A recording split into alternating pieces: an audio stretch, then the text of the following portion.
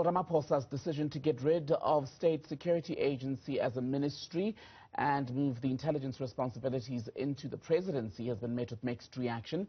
Some experts and political parties believe the move is warranted after South Africa's intelligence services failed to get ahead of the week-long chaos that erupted in Gauteng and KwaZulu-Natal last month.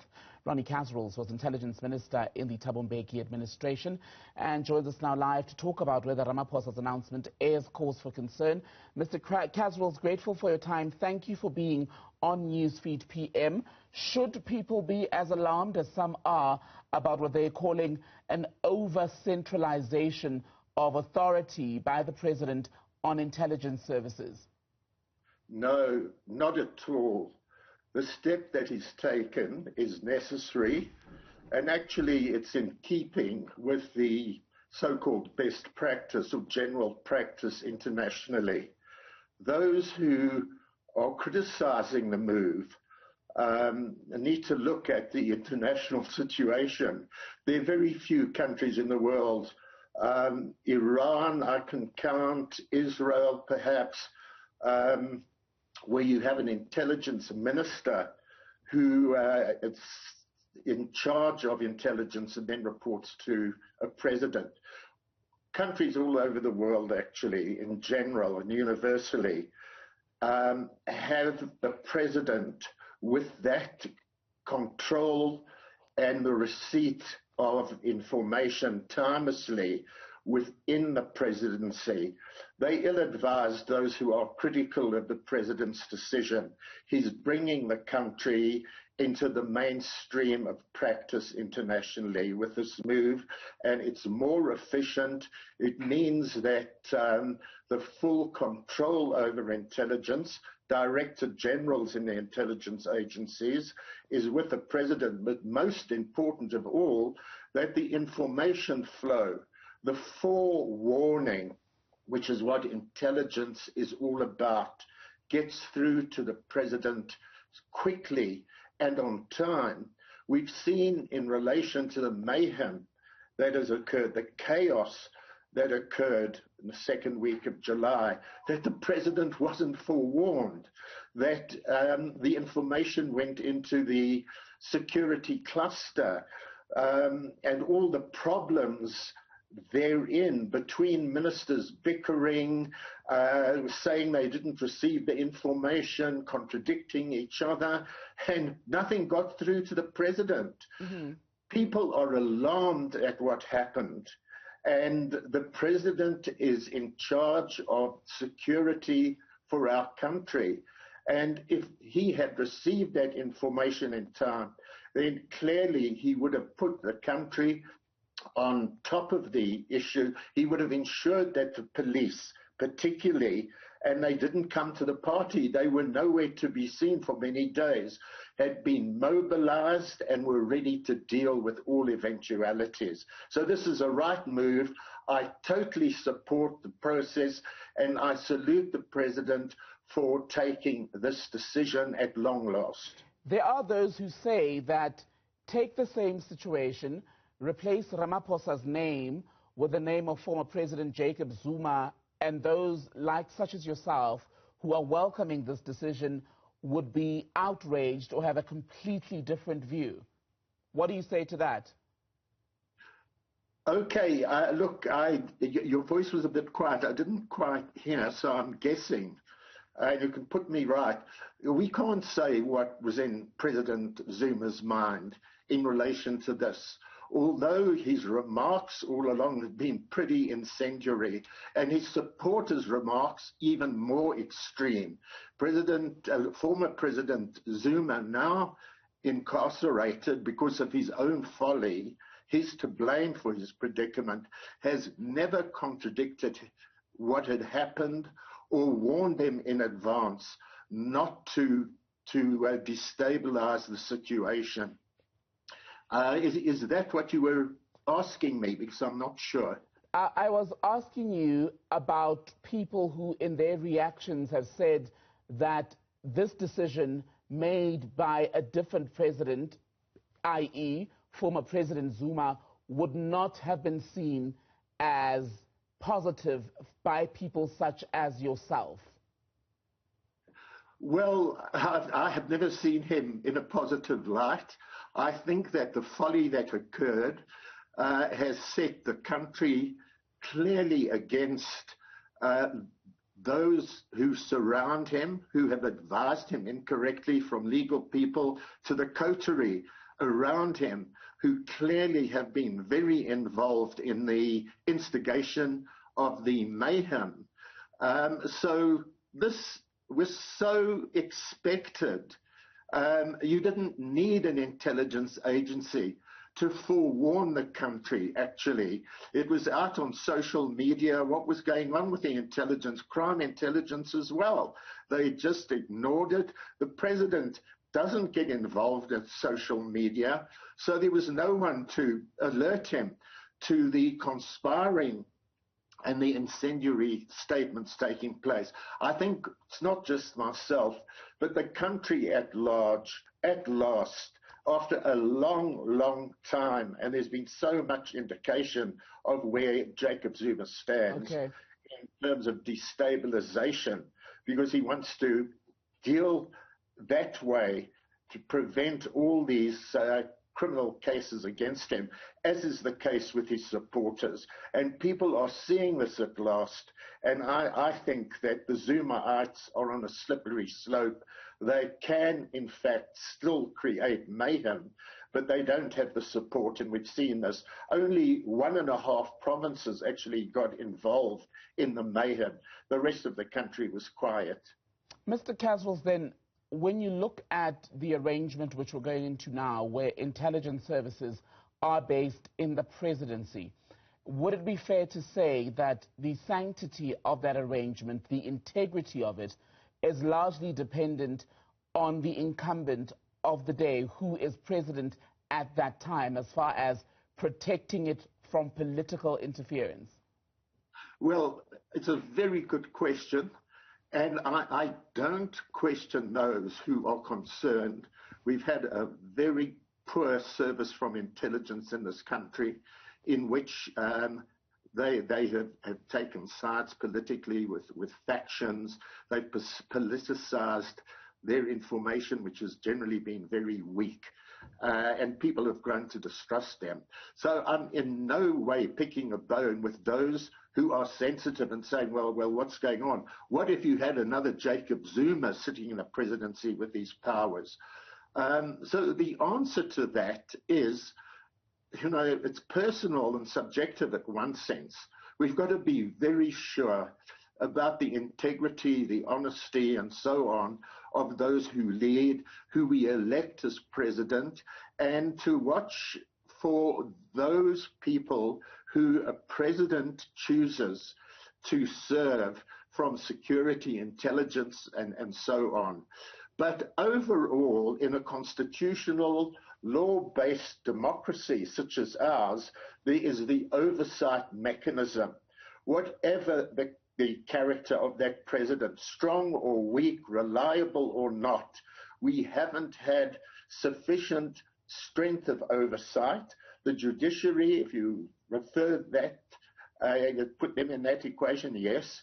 But in relation to former intelligence service personnel, the Inspector General is very important. I had a very good Inspector General serving me when I was minister. Post 2008, they were very weak until the new incumbent who's strong. So the Inspector General is vital. The parliamentary oversight committees, as we know, Post and Becky, during the awful Zuma years, were just playing at factionalism and were doing things to please the incumbent, and therefore they were just damn useless. And that enabled the president to get away with all sorts of actual quite unlawful actions in the way he was dealing with the intelligence services, which saw them weakened. So the oversight mechanism, which the Sydeny Mufamadi panel had called for, and which the president must implement, is about strengthening the oversight functions, including the role of the Auditor General and his interrogation of the so-called additional funds, people call them the slush funds, which intelligence agencies are able to use without divulging the information required. And that's where a lot of that funding goes to wrong, abusive purposes. Mr. Kasrils. So these are the things that have to be dealt with, and the President must look at the Mufumadi panel recommendations, the high-level recommendations, to ensure that those aspects are implemented. And then we can feel safer. But it's vital, and I'll repeat it, that it's within the presidency that there must be mechanisms of control of the intelligence agencies. Crime, political crime intelligence, the civil intelligence, that's domestic and foreign, and defense intelligence. They all part of state security. And that's why, in the name of the security of our people and our country, which was so damaged by the mayhem in KZN and parts of Gauteng, we can't live with that, and the President must have that control, and we must give him that support. I'm glad you mentioned the Mufamadi High Review Panel report on intelligence. One of the things that it said we needed for state security, for example, was the establishment or the appointment of two heads, one domestic, one international. As we sit here today, Advocate Moafe, the domestic head, retired this week. The international head, Robert McBride, is suspended. Details of that are still murky. Some say it was linked to a failure of intelligence operations in Mozambique, where South African spooks were then detained and found out. How do we function? How does that weaken the system? Well, the first thing that the President has to do, without delay, is to appoint reliable and professional people to those two positions. It's vital. If you don't have that, then you carry on to have what Ferial Hafaji has referred to correctly is a headless chicken. So he must appoint people who are professional, reliable, and really have the capacity.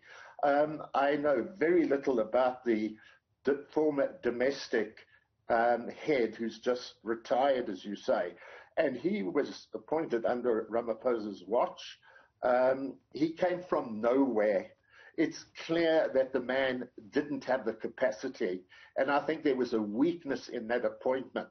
The President must discuss with those who really have a handle on the personnel, on what is needed, not go along with personal choices or political choices, and choose, actually like P.W. Botha once did in 1980-81, when he appointed a nobody for sure, but a man with great intellect and understanding, that was Neil Barnard, to head his intelligence service. And that was the man who helped turn things around for the then National Party, who got things moving in relation to talks with the incarcerated Nelson Mandela and handled it very, very well. Ramaphosa must find somebody of that kind of capability, and that goes for both the domestic and the external or the foreign services, and the same with crime intelligence. He's got to also look at the police services. There's such a incoherence there from the Minister of Police and the Commissioner of Police. It's dysfunctional. The question hasn't even been asked almost by anybody in this country. Where were the police in the many days, the several days after the mayhem broke loose? They were not on the scene. And that's what led to the absolute opportunistic wholesale looting that then developed both in KZN and parts of Gauteng. And the appointment of Thandi Modise as head of the National Defence Forces, the minister, is a very important move. Somebody who's much more controlled and tough with a mind that's clear and not hysterical, and I'll use those terms in terms of what we've seen before these last decade or so in defense. If I may come in here then, sir, should President Ramaphosa on Thursday, should he have sacked Police Minister Begicele? Did he miss an opportunity? Well, you know, I can understand his difficulty there. If I was a president, I would, and it's easy for me to talk, I would have done so. The man's full of bombast. He keeps encouraging, like his speech on your program, I think it was this morning, a gung-ho attitude by police, as though kill the bastards, you know, and how many innocent people are dying. There's no control of that nature. The man is full of testosterone. He seems to be a cowboy, and his hat's pointed out, who wants to prove that he's a tough guy. He was made a general instead of a civilian minister of police, which was the case after 1994, when Sydeny Mufamadi, by the way, became the minister of police. And it was a police service, not a police force, with generals. A minister, in fact, who loves to be called general. That shows exactly the mindset, and it's not a mindset we need for this country. So, yeah, I would have seen heads rolling, both him and his Bantustan-era commissioner of police and all the other commissioners who actually come out of the Bantustan-era mold. And that's one of the problems of leadership position in the South African police service. Begicele, just to give context to viewers who may just be joining us, we're speaking at a funeral service for 2 officers killed in the Northwest, where he said they shouldn't die with their tools of trade in their hands. He said he doesn't want them to abuse the law. He wants them to fight back and protect themselves. But I don't want us to dwell on that. I want to go back to the issue of intelligence and protecting it from political interference. I wonder if it's not a false debate. Can we ever really strip the intelligence services of political influence of any kind? Yes. I mean, that's the goal. We live in an imperfect world, and inevitably, whether it's the CIA, the KGB, Israel's Mossad, the British MI5 domestic, MI6 external, there are political pressures and influences. We've seen this particularly under Donald Trump, these kind of demagogues. But it's what is looked for. That's what we should work towards. And in relation to this country, it has gone so far down the tubes. It must be resuscitated at the level, and it's been an ANC problem, quite frankly, from the word go, from 1994. Coming out of a liberation struggle, it was not corrected. The ANC people from those services in the struggle period, they came in, and it was very politicized. At least at that stage, it wasn't factionalized. But with the succession issue in the 2005 plus period, the faction of Zuma, which was attempting to oust the Mbeki presidential incumbency, was highly politicized. It affected the intelligence agency, which was susceptible. They were won over to the idea that Mbeki was bad, Zuma was good. They sided that way. There was a huge split. I tried to deal with this as the minister at the time, and that's why I made... Yeah. I hate to do this to you, but thank you so much for speaking to us. But we are out of time. My apologies, but thank you so much for sharing your time with us this afternoon. Ronnie Kasrils is the former Intelligence Minister. We could have continued that conversation for much longer, but, you know, commercial commitments as well.